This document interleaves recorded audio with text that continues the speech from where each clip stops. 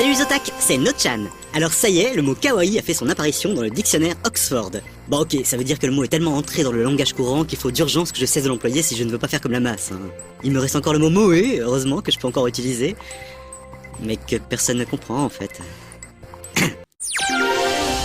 Chez Google, ils savent faire vibrer la fibre scientifique du geek. Avec cette campagne de com loufoque mais très bien réalisée, Google essaye de nous convaincre, pour de rire, que leur navigateur est plus rapide qu'une patate projetée dans une grille qui la découpe en frites.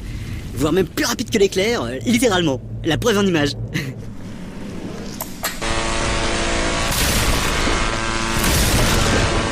Je vous ai déjà parlé des Hitachi, ces voitures décorées sans aucun complexe en dépit du bon goût et de toute loi esthétique. Et bien maintenant, voici les Hita-Hita, les planches qui font mal. Ah, regardez. Merveilleux jeu de mots rendu possible par l'homophonie en japonais de hai et de planche. Ce sont des planches de snowboard pour revendiquer vous aussi votre amour pour votre icône moe préférée sur les pistes. Vous avez vu? Je viens de caser moe. Bon, moi le sport c'est pas mon truc, donc vous ne me verrez pas sur les pistes, mais ce serait un très bel objet pour ma chambre, si j'ai de la place. Alors allez, en faisant un effort ça va rentrer. Il existe une comédie musicale à Broadway sur Spider-Man où le tisseur se lance dans le public à l'aide de câbles et se bat contre le bouffon vert en plastique. Et il a l'air de faire un bon démarrage. En même temps, il y a intérêt pour eux vu qu'ils se sont mis sur la toile. Sur la paille. Pour ces spectacles. Après Batman qui fait vroom vroom dans sa Batmobile à Bercy, et un double face qui reprend son nom français vintage de pile ou face, bientôt l'araignée dans vos salles de spectacle françaises. Bon, nous les geeks, on manque souvent de motivation pour faire du sport.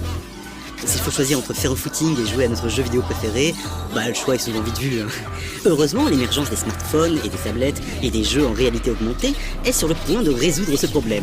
C'est ainsi qu'avec Zombie Run, tandis que vous irez innocemment trotter de bon matin, vos écouteurs vissés dans les oreilles, le jeu simulera un scénario catastrophe dans lequel vous êtes poursuivi par des zombies et devrez accomplir divers objectifs en vous rendant physiquement au lieu indiqué. Une idée rigolote, même si on attend quand même de voir exactement comment tout ça sera implémenté, histoire que le jeu ne nous demande pas d'aller courir au milieu du périph' pour accomplir l'objectif en cours.